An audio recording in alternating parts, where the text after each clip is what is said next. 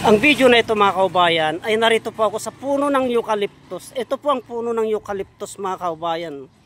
Itong eucalyptus na ito mga kaubayan ay marami pong karamdaman ang kaya niyang lunasan ito. Ito ay gamot po ito mga kaubayan sa hika. Sa hika po.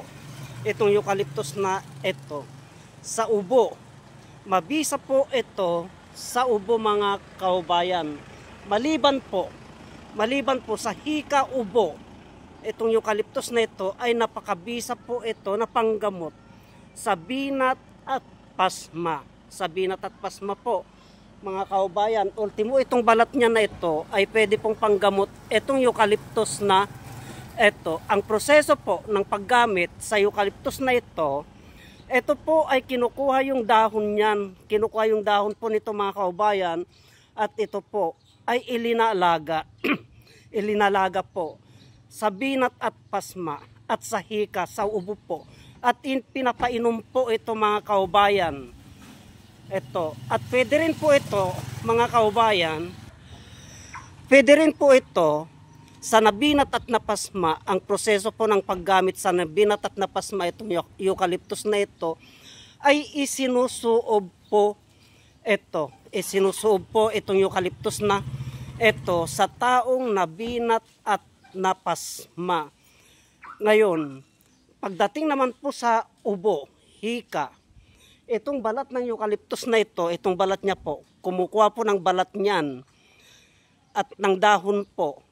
At pinagsasama po yan at yan po mga kaubayan ay ipinapainom po, ilinalaga po yan itong eucalyptus na ito, tapos ipinapainom po sa taong may ubo. Ang amoy po nito mga kaubayan, itong eucalyptus na ito, kung ano po yung amoy ng Vicks, yung Vicks po ay ganun na ganun po. Yan po, amoy Vicks po ito, mamentol po itong eucalyptus na ito. Ito po yung ginagamit namin pag hirap ka pong huminga mga kaubayan. Pag hirap ka pong huminga ay kumuha ka lamang po ng dahon nito. At lamukusin mo lamang po na ganyan yan. No? Langhapin mo po na ganyan. At kung hirap ka pong huminga, masikip po yung iyong paghinga, yung iyong dibdib.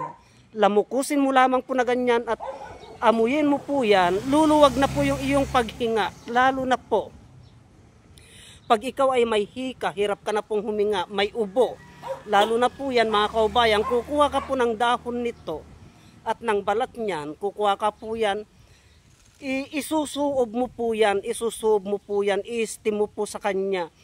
Hanggat naamoy niya po yung singaw niyan mga kaubayan, ay lumuluwag po yung paghinga ng may hika, yung hirap pong umubo. Huwag po nating baliwalain ang kakayahan nitong eucalyptus na ito kasi marami pong karamdaman ang kaya niyang lunasan. Ito po siya, yan po ang itsura niya mga kaubayan. Yan. Yan.